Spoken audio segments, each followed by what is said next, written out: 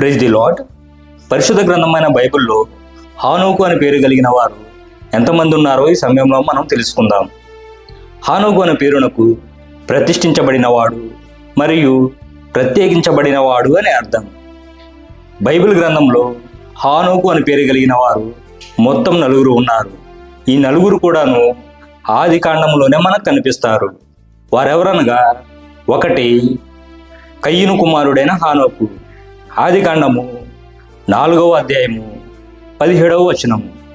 2 యెరెదు కుమారుడైన హానోకు, ఆది కాండము 5వ అధ్యాయము 18వ వచనము. దేవునితో నడిచింది ఈ హానోకే.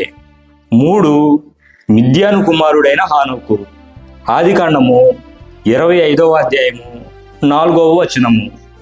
అబ్రహాము కేతూరాల మనవడెతడు. 4 రూబేను కుమారుడైన హానోకు, ఆది కాండము 46వ అధ్యాయము 9వ వచనము.